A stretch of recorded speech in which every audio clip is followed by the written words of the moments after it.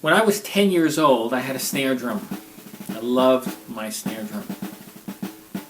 We played every day. My neighbors didn't like it, but I loved it. When I was 12 years old, I had a full drum set. I was also in a small street gang where I was picked on every day and bullied. I didn't like to fight. So what I would do is I would go home and I'd play my drums. I'd bang my drums. And I loved playing my drums. After I played my drums, I always felt better. And fast forward about 10 years later, I became a therapist. And I decided to do something kind of strange. I decided to buy 100 drums. Small drums. And I said to myself, what would happen if this feeling that I had when I was 12 years old, 13, could be transferred to people who were non-drummers? Is it possible?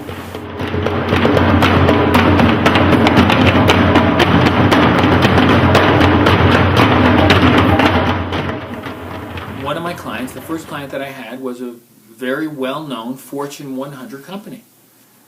And I'm in their boardroom with about 30 employees, staff members, vice presidents, and I said to them, here's what I want you to do. We're going to be drumming, but if you feel like getting up and moving and dancing, trust yourself, trust your body. I'm a great believer in that.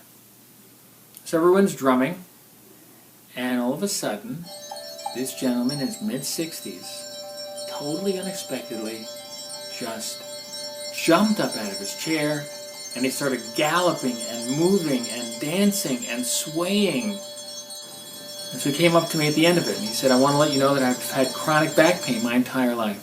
This is the first time in about 40 years I have no pain at all.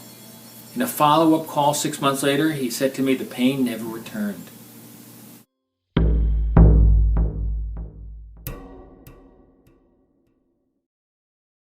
There was a mass shooting in Newtown, Connecticut, and I was invited to provide a healing drum circle for the community. It was just a few days after the shooting. Didn't know what to expect.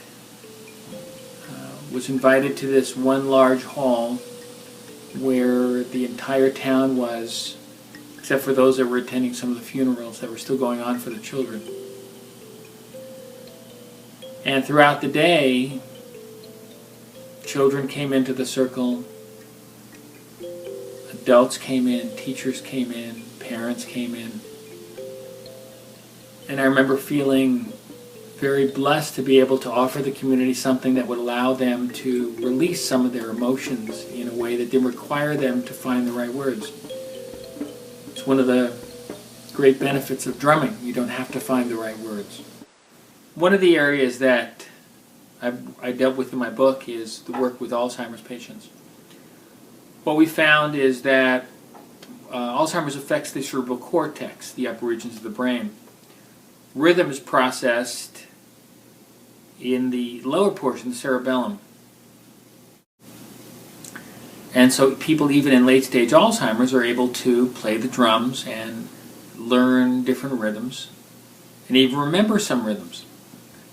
So this is pretty significant.